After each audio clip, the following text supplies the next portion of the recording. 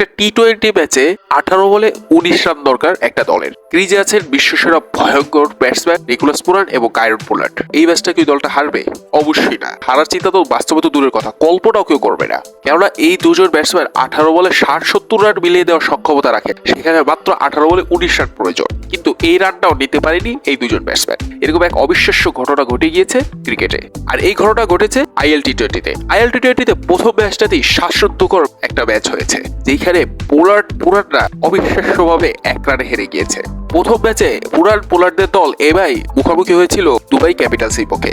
শুরুতে ব্যাট করে এবাইকে 134 রানে টার্গেট দেয় দুবাই ক্যাপিটালস। আর এই টার্গেটে ব্যাট করতে নেমে পুরানের ব্যাটে ভর করে সুন্দর মতনই এগোচ্ছিল এবাই এমিরেটস।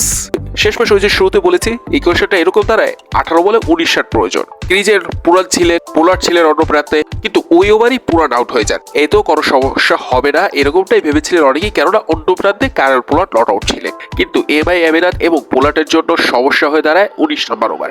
এই ওভারটা এতটাই টাইটফুল করে দুবাই ক্যাপিটালসের বলার অলি স্টোন, যার ফলে এবাই বা পোলার্ড প্রেসারে পড়ে যান। শেষমেশ শেষ ওভারে 6 বলে 13 রানের ইকুয়েশন দাঁড়ায়। কিন্তু এই রানটা পোলার্ড হয়তোবা 2-3 বলেই নিয়ে নিবে, এরকমটাই অনেক ভক্তরাই ধারণা করেছিল। কেননা পোলার্ড তো 6 বলে 20-25 রান মিলিয়ে দেওয়ারও সক্ষমতা রাখে, সেখানে মাত্র 6 বলে 13 রানের ইকুয়েশন। এটা তো অবশ্যই পোলার্ড মিলিয়ে নেবে, এরকমটাই হয়তোবা পোলার্ড ভক্তরা বা এবাই ভক্তরা ভেবেছিল। কিন্তু শেষ ওভারে প্রথম 3 বলেই কায়রন পোলার্ড ব্যাটে বলেই করতে পারেননি, এটা ভাবা যায়। এরপর পরের 2 বলে ব্যাটে বলে কানেকশন করে বাউন্ডারি হাঁকান পোলার্ড, যার ফলে লাস্ট 1 বলে 6 রানের ইকুয়েশন দাঁড়ায়। আর এই ইকুয়েশনটাও পোলার্ড মিলাতে পারেনি।